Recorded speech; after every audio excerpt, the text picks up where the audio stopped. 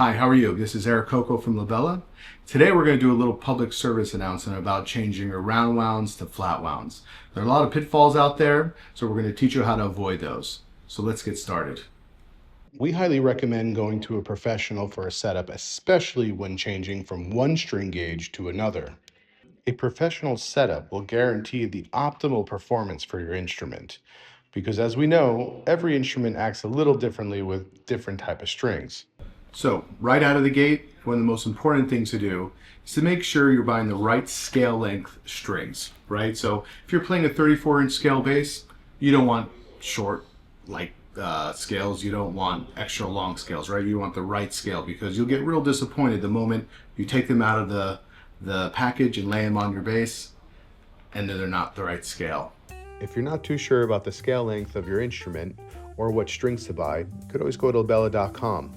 We have a string chart that shows you exactly what string to purchase for your particular instrument, because as we know, the wound length of the string is not always the same as the scale length of the string.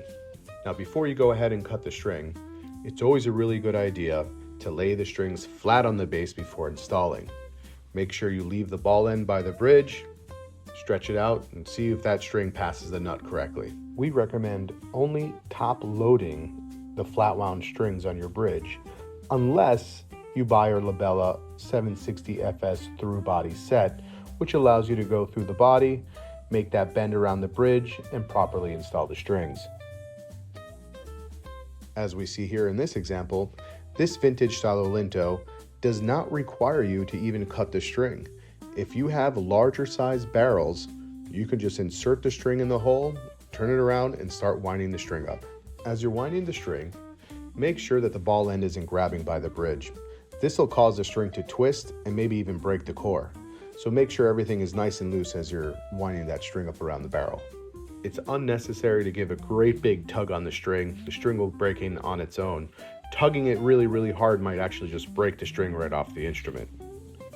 As you can see in this video, we've taken the winding and we've made sure to go from the top to the bottom. This creates a really nice break angle from the nut, improving intonation altogether. We thought showing this beautiful Rickenbacker vintage style bass would be a great example to show everybody, hey, it might be a vintage style bass, but these things are built completely different. As you can tell, this Rick has really small tuning pegs compared to those larger barrels on the P bass.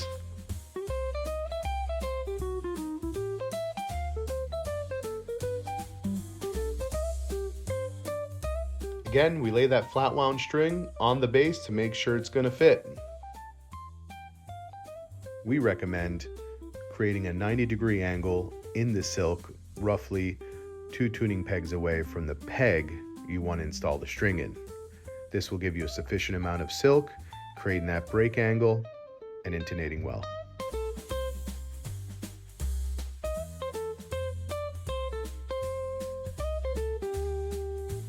This is a good example of how a long scale flat wound string is clearly too long for the short scale. The windings go way past that 4th string tuning peg, and if you were to begin to wrap that around the peg, the string would break. For any additional information about strings or scale lengths, please check out labella.com.